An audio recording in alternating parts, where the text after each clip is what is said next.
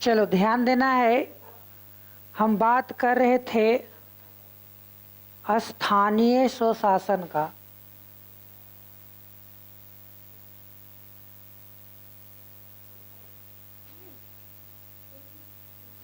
स्थानीय स्वशासन,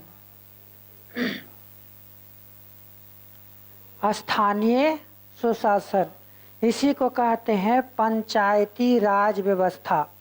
ये हल्ला नहीं करना है। इसको क्या कहते हैं? पंचायती राज व्यवस्था, स्थानीय स्वशासन या पंचायती राज व्यवस्था। ध्यान देना है कि भारत के सबसे निचले स्तर पर एक सरकार होती है जिसे स्थानीय स्वशासन कहते हैं। यानी पंचायती राज जो है, इसके बारे में संविधान के अनुच्छेद 40 में वर्णन है। का संविधान के अनुच्छेद 40 में ग्राम पंचायत की चर्चा की गई है। ग्राम पंचायत के गठन के बारे में बताया गया है। कहा जाता है कि स्थानीय स्वशासन जो है उसमें दो प्रकार की सरकार होती है, एक ग्राम स्तर पर और एक शहर स्तर पर। ग्राम स्तर पर और एक शहर स्तर पर। ग्राम स्तर पर जो पंचायत होती है उसे ग्राम पंचायत कहते हैं। ग्राम पंचायत, ग्राम पंचायत। और जो शहर स्तर पर होते हैं इसको 3 भागों में बांटा गया है। एक को कहते हैं नगर पंचायत, नगर पंचायत। एक को कहते हैं नगर परिषद, नगर परिषद। और एक को कहते हैं नगर निगम, नगर निगम। ये 3 स्तरीय पंचायत, शहरी स्तर पर पंचायत होते हैं। ग्राम स्तर पर ग्राम पंचायत और शहरी स्तर पर नगर पंचायत, नगर परिषद और नगर निगम। हालांकि नगर निगम में ही एक और होता है महानगर निगम, है ना। भारत में 4 महानगर निगम है, दिल्ली, कोलकाता, मुंबई और मद्रास। ये 4 महानगर निगम है। तो कहेंगे पंचायती राज व्यवस्था या स्थानीय स्वशासन में 2 प्रकार की सरकार होती है, ग्राम स्तर पर और शहरी स्तर पर। ग्राम स्तर पर होगा उसको पंचायती राज व्यवस्था कहेंगे, और शहर स्तर पर होगा तो उसको नगर पालिका कहेंगे। क्या कहेंगे? नगर पालिका, नगर पालिका, नगर पालिका। तो ग्राम स्तर पर और शहरी स्तर पर।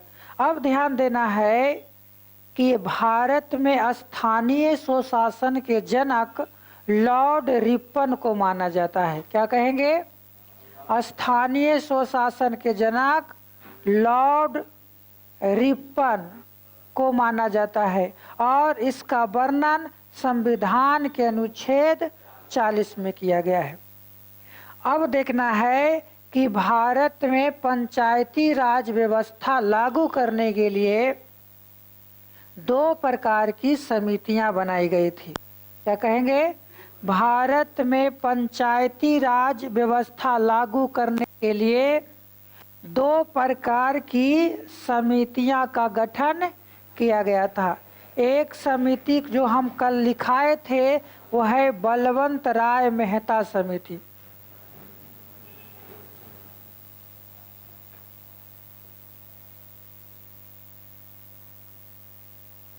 क्या कहेंगे? बलवंत राय मेहता समिति। और दूसरा जो था अशोक मेहता समिति, है ना। एक क्या है? बलवंत राय मेहता समिति, और दूसरा क्या है? अशोक मेहता समिति, बलवंत राय मेहता समिति और अशोक मेहता समिति। हम सबसे पहले बलवंत राय मेहता समिति की चर्चा कर लेते हैं। कल कुछ चर्चा किए थे, है ना। कहेंगे बलवंत राय मेहता समिति जो है, इसकी स्थापना हुई थी 1953 ईस्वी में। कब? 1953 ईस्वी में बलवंत राय मेहता समिति बनी और इसने अपना रिपोर्ट दिया 1957 में। और इसके अनुसार कहा गया, इसके रिपोर्ट के अनुसार कहा गया कि त्रिस्तरीय ग्राम पंचायत होंगे, त्रिस्तरीय ग्राम पंचायत होंगे। ग्राम स्तर पर ग्राम पंचायत, ग्राम पंचायत, प्रखंड स्तर पर पंचायत समिति, अभी होते हैं ना जी, और जिला स्तर पर जिला परिषद।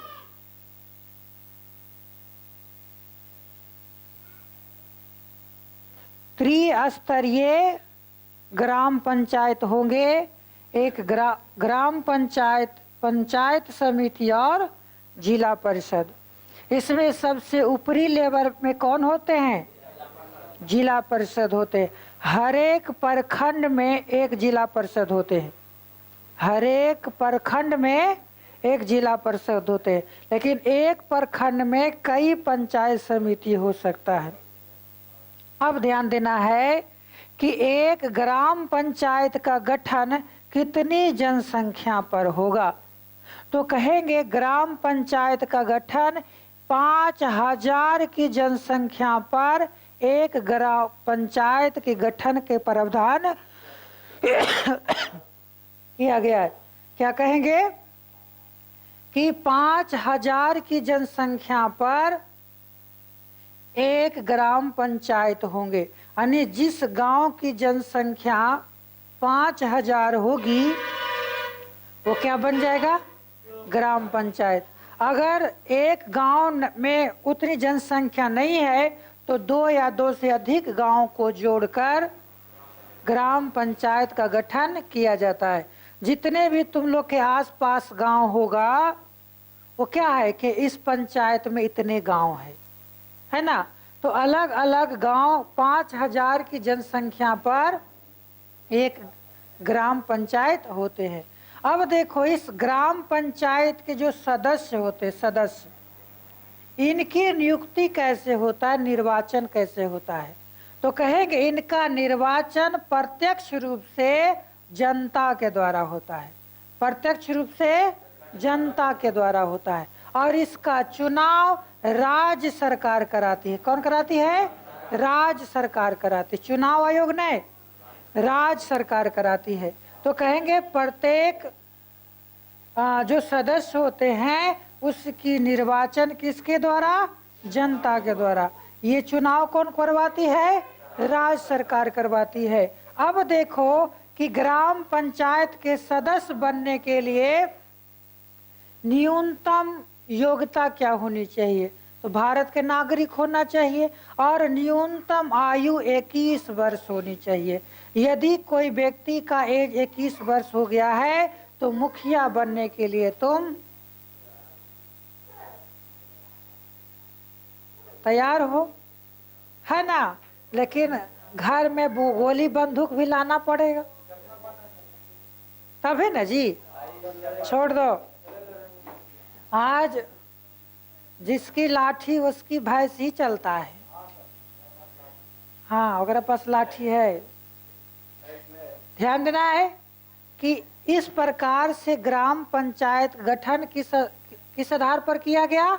बलवंत राय मेहता समिति के आधार पर किया गया। लेकिन जब भारत में आगे चलकर गैर कांग्रेसी सरकार बनती है, जनता पार्टी की सरकार बनती है 1977 ईस्वी में। कब? 1977 ईस्वी में जब जनता पार्टी की सरकार बनती है तो जनता पार्टी की सरकार ने एक नए समिति का गठन किया जिसको बोलते हैं अशोक मेहता समिति, है ना। अशोक मेहता समिति कब लाई? तो 1977 ईस्वी में। यह अशोक मेहता समिति कब बनी? 1977 ईस्वी में। और 1978 ईस्वी में इसने अपना रिपोर्ट प्रस्तुत किया, जारी किया और कहा कि द्विस्तरीय ग्राम पंचायत का गठन होना चाहिए। पहला जिला स्तर पर, ग्राम स्तर पर ग्राम पंचायत, एक मिनट, जिला स्तर पर जिला परिषद, और उसके निचले स्तर पर उसको कहा गया मंडल पंचायत। क्या कहा गया? मंडल पंचायत। निचले स्तर पर मंडल पंचायत। ओजिन होगा। लो निचले स्तर पर क्या कहा गया? मंडल पंचायत। यानी लेकिन ये कुछ ही दिनों तक लागू हुआ। आज हम जो ग्राम पंचायत में उपयोग किया जाता है वो क्या किया जाता है? त्रिस्तरीय। मुखिया होते हैं ना जी, पंचायत समिति होते हैं ना जी, जिला परिषद होते हैं ना जी, तो कौन लागू है? बलवंत राय मेहता समिति जो रिपोर्ट दिया था वो लागू है, ना कि बीजेपी वाला लागू है। ना क्या है? अशोक मेहता समिति जो रिपोर्ट दिया उसमें कहा जिला स्तर पर जिला परिषद होगा और उसके निचले स्तर पर क्या होंगे? मंडल पंचायत होंगे। अब देखो कि ग्राम पंचायत को कानूनी जामा कब पहनाया गया? तो कहेंगे 73वां संविधान संशोधन लाकर इसको 11वीं अनुसूची में जोड़ा गया। तो आपको ग्राम पंचायत के बारे में कहाँ मिलेगा? 11वीं अनुसूची में मिलेगा। कैमा संविधान संशोधन लाकर इसे जोड़ा गया? 73वां संविधान संशोधन लाकर इसे जोड़ा गया। और भारत में पहली बार राजस्थान के नागौर जिला में पंचायती राज व्यवस्था की शुरुआत किया गया। क्वेश्चन आएगा कि भारत में पहली बार कहाँ पंचायती राज व्यवस्था की शुरुआत किया? तो कहेंगे राजस्थान के नागौर जिला में। उसके बाद आंध्र प्रदेश वगैरह में भी पंचायती राज व्यवस्था की शुरुआत किया गया। अब तो पूरे देश में पंचायती राज व्यवस्था है ना। इसके बाद में कहेंगे कि एक 74वां संविधान संशोधन आता है, उसके तहत नगर पालिका या नगर निकाय का वर्णन किया गया। कहाँ? तो अनुसूची 12 में, संविधान के अनुसूची 12 में क्या किया गया? नगर निकाय का वर्णन किया गया। अन्य शहरी स्तर पर भी एक निचले स्तर के सरकार का गठन होगा। शहरी स्तर पर, अभी तो ग्राम स्तर देख रहे थे, फिर कहेंगे कि शहरी स्तर पर भी क्या होंगे? शहरी स्तर पर भी एक स्थानीय स्वशासन होंगे, एक निचले स्तर की सरकार होंगे। और इस निचले स्तर की सरकार की बात करेंगे तो इसमें 3 स्तर बताए थे। एक स्तर क्या बोले? नगर पंचायत। इस नगर पंचायत किसको कहेंगे? तो जिस गांव की जनसंख्या 10,000 से 20,000 हो, जिसकी जनसंख्या 10,000 से 20,000 हो और वो गांव से शहर में परिवर्तित हो रहा हो। पचना भी बना है ना जी। पहले ग्राम पंचायत था, अब क्या बन गया? नगर पंचायत बन गया। अब क्या हो गया? नगर पंचायत। यानी 10,000 से 20,000 की जनसंख्या हो जाए और वो गांव से धीरे धीरे शहरी करण की ओर बढ़ जाए तो उसको हम क्या कहेंगे? सरकार उसको नगर पंचायत में रखेगी। दूसरा, नगर परिषद। नगर परिषद से पूरा क्या है? नगर परिषद है। यानी 20,000 से 30,000, 20,000 से 30,000 की जनसंख्या वाले जो क्षेत्र होगा उसको नगर परिषद कहेंगे। यानी ये पूर्णतः शहरी होते हैं। नगर परिषद क्या होते हैं? पूर्णतः शहरी होते हैं। और तीसरा होता है नगर निगम। यानी इसमें 30,000 से अधिक जनसंख्या होगी। 30,000 से अधिक जनसंख्या वाले शहरी क्षेत्र को हम क्या कहेंगे? नगर निगम कहेंगे। और उससे भी अधिक होगा तो महानगर निगम कहेंगे। अब देखो कि ये जो आपको नगर पंचायत, नगर परिषद, नगर निगम है वो शहरी स्तर पर होते हैं। इसमें क्या होंगे? इसके सदस्य कौन होते हैं? तो सदस्य की बात करेंगे। सदस्य तो हर एक मोहल्ले में एक वार्ड होते हैं। इसको क्या बांटा जाता है? वार्ड में। शहर को क्या बांटा जाता है? वार्ड में। और हर एक वार्ड में एक सदस्य होते हैं जो जनता के द्वारा प्रत्यक्ष रूप से निर्वाचित किए जाते हैं। जनता के द्वारा प्रत्यक्ष रूप से निर्वाचित किए जाते हैं। और ये वार्ड सदस्य मिल करके एक मेयर का चुनाव करता है जो उस शहर का सबसे बड़े मंत्री के तौर पर काम करते हैं, है ना? उसको कहते हैं मेयर। क्या कहते हैं? मेयर। यानी शेखपुरा के मेयर कौन? अभी